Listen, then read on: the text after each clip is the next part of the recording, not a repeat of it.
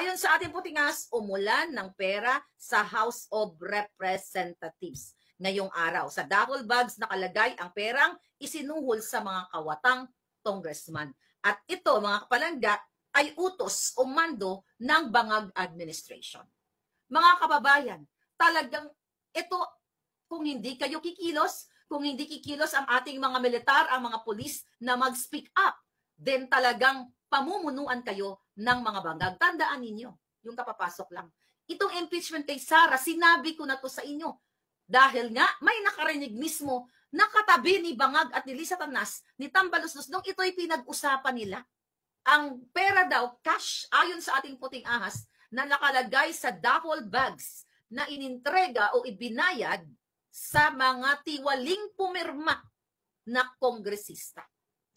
Kinulong sa isang room ang mga pinilit pumirma sa impeachment laban kay VP Sara.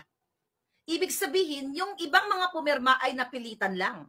Ikinulong sa isang kwarto, kinuha ang kanilang cellphones, at nagkatakutan, o naggaguhan, o nagsindakan para pumirma. Bakit kinuha ang cellphone? Para walang mag-take ng picture o videos na sila ay kinu-coerce o pinipilit na pumirma sa impeachment articles laban kay Inday Sara para ma-forward nila sa Senado. Yan po ay galing sa putingas. At itong si JJ Suarez daw sa Kongreso ay naninigaw na parang julul. Okay? Hindi sinabi kung bakit siya nagsisisigaw, pero ito'y nangyari ngayong araw. At nagsinungaling ba ang ating puting ahas dito? Hindi. Kaya po galit na galit sila sa akin. Kaya nga nagpadala sila ng assassin sa akin dito para gurgurin ako noon pa last year. Kaya nga sinubukan nila akong kausapin. Ulitin ko, December pa lang ng 2022 ay iniimbita na ako para mag-reconcile kay Lisa Tanas at sorpresahin ko raw siya sa Malacanang. Hindi po ako pumayag dahil alam ko trap lang yun. Baka pagdating ko sa Malacanang ay itulak ako ni Lisa Tanas at sabihin ako ay nagpatiwakal. Hindi ako tanga.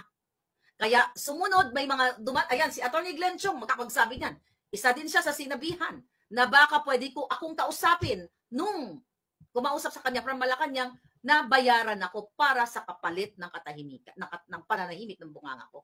Pero pinili kong magsalita dito dahil higit sa lahat, mas importante sa akin na malaman niyo ang katotohanan kaysa sa perang ibabayad sa akin galing din sa nakaw sa bayan.